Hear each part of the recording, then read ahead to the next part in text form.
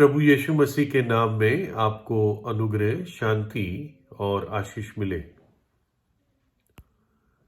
एक व्यक्ति था जो परमेश्वर की बातों में कोई रुचि नहीं रखता था और उसके विचारों में, योजनाओं में कहीं भी परमेश्वर या परमेश्वर का भय होता ही नहीं था। जबकि वो होठों से और अपने शब्दों से कई बार ईश्वर का नाम व्यर्थ में लेता था और निंदा वाली बातें भी कर देता था।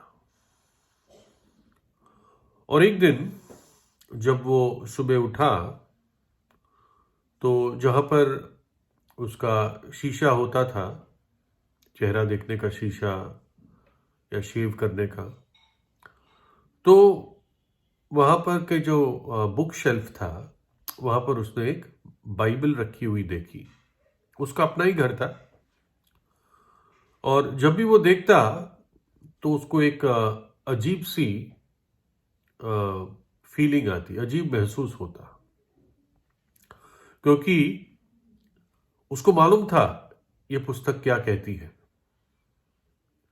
तो इसलिए उस पुस्तक को देख के उसको एक डर सा लगता था। कई लोग हैं दुनिया में आज जो बाइबल से घृणा भी करते हैं, बाइबल के बड़े आलोचक हैं, लेकिन बहुत ऐसे भी हैं जो बाइबल से यानी अर्थात उसके शब्दों से, उसके वचनों से बहुत प्रेम करते हैं, उसकी आज्ञा को मानते हैं। उस परमेश्वर को जिसने अपने आत्मा के द्वारा और वचनों को प्रेरित किया, उस परमेश्वर से प्रेम करते हैं, प्रभु यीशु से प्रेम करते हैं। तो उसने उस बाइबल को उठाया, उस पर धूल लगी हुई थी कई दिनों की। उस धूल को थोड़ा सा साफ करके उस बाइबल को वापस वहां पे रख दिया। अगले दिन उठा, फिर से उसका ध्यान उसी पुस्तक पे गया और अब हर सुबह उसको बेचैनी होती थी। तो एक दिन वो इतना चिढ़ गया कि उसने सोचा कि मैं इसको यहां से हटाता हूं, मेरे सामने ही नहीं आएगी ये बाइबल तो मैं परेशान भी नहीं होगा। तो उसने उस पुस्तक को उठाया और साइड पे रखने से पहले, कहीं और रखने से पहले या किसी बक्से में रखने से पहले उसने उसको खोल के पढ़ा, ऐसे ही जैसे कोई पुस्तक खोल के किसी भी पन्ने पे नजर डालते हैं। और मुझे नहीं पता कि किस पन्ने पर, किस हिस्से पर उसकी आंखें पड़ी, लेकिन जब उसने पढ़ा तो उसको ऐसा लगा कि उसके जीवन के बारे में वो वचन बात कर रहे हैं। वो पढ़ता गया और परेशान हुआ, और जिस तरह से उस हिस्से ने उसके दिल की और जीवन की बात बताई, उस बात को पढ़कर उसे ताज्जुब हुआ कि कैसे मेरे जीवन के बारे में ये वचन मेरे एक पन्ना खोलने पे बात कर रहे हैं। देखिए, परमेश्वर का वचन एक दर्पण है, मनुष्य से बातें करता है, वो जीवित वचन है। बाइबल के वचन जीवन और आत्मा है, और सबसे पहले वो मनुष्य को उसके पाप के लिए घायल करता है। कुछ हिस्से हैं, शायद इसमें से कोई हिस्सा हो जो उसने पढ़ा हो, और भी बहुत सारे वचन हैं जो आप खुद पढ़कर जान सकते हैं। भजन 19 में लिखा है, अपनी भूल चूक को कौन समझ सकता है, मेरे गुप्त पापों से तू मुझे पवित्र कर। तू अपने दास को ढिठाई के पापों से भी बचाए रख, वह यानी वह पाप मुझ पर प्रभुता करने ना पाए। तब मैं सिद्ध हो जाऊंगा और बड़े अपराधों से बचा रहूंगा। मरकुस 7 में लिखा है, क्योंकि भीतर से अर्थात मनुष्य के मन से बुरी बुरी चिंता, व्यभिचार, चोरी, हत्या, परस्त्रीगमन, लोभ, दुष्टता, छल, लुचपन, कुदृष्टि, निंदा, अभिमान और मूर्खता निकलती है। ये सब बुरी बातें भीतर ही से निकलती है और मनुष्य को अशुद्ध करती है। मत्ती 5 में प्रभु यीशु के पहाड़ी प्रचार पे, तुम सुन चुके हो कि कहा गया था कि व्यभिचार ना करना, परंतु मैं तुमसे ये कहता हूं कि जो कोई किसी स्त्री पर कुदृष्टि डाले वह अपने मन में उससे व्यभिचार कर चुका।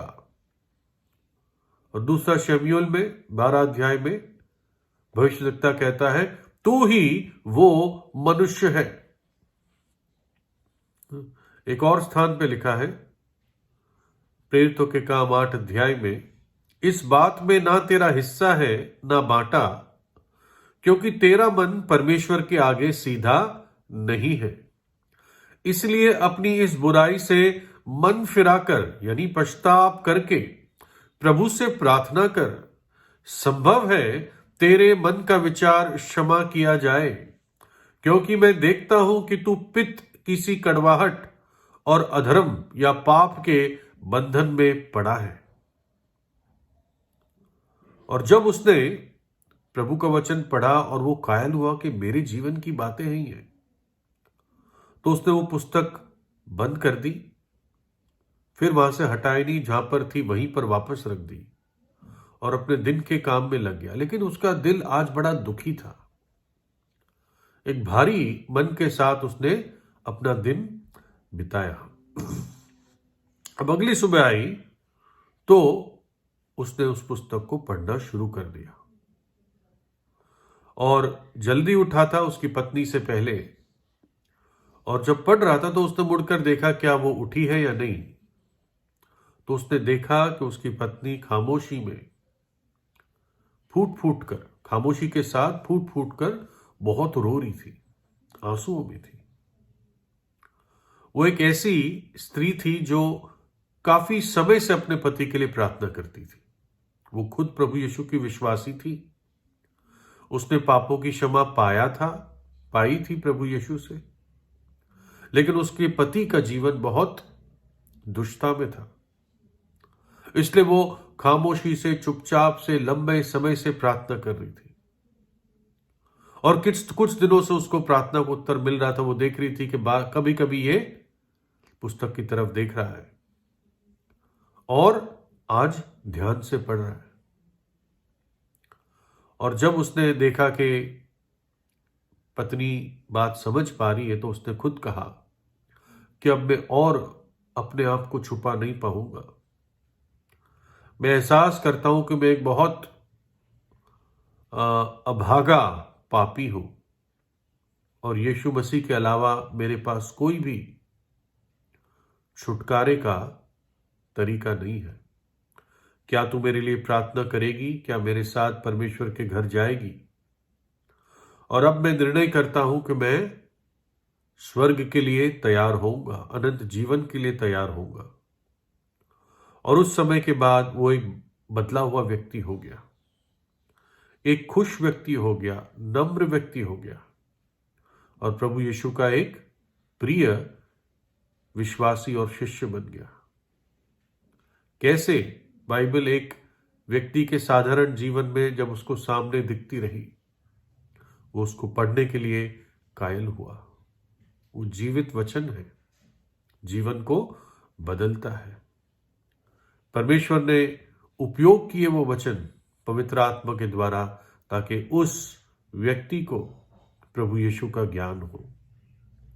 प्रभु यीशु धर्म बनाने नहीं आया, वो व्यक्ति के व्यक्तिगत जीवन से संबंध बनाने के लिए आया।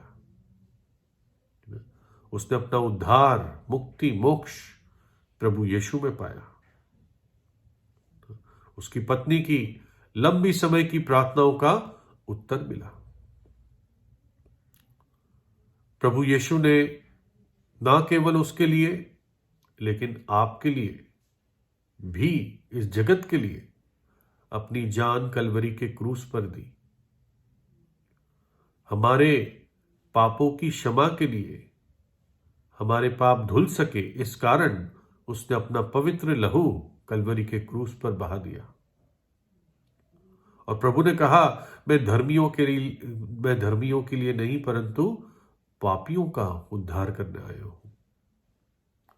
वो व्यक्ति घायल हुआ अपने पाप के लिए, समझ पाया कि मेरे पास और कोई रास्ता नहीं है, और तब उसने प्रभु यीशु को अपना जीवन दिया, जो जीवित है। ना केवल प्रभु यीशु ने क्रूस पर अपनी जान दी, परंतु वो तीसरे दिन जी उठा।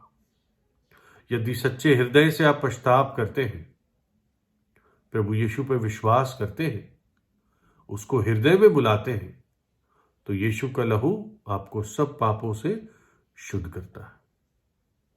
तो आज ही प्रभु यीशु से प्रार्थना कीजिए, उसके वचन को पढ़िए। परमेश्वर आपको आशीष दे।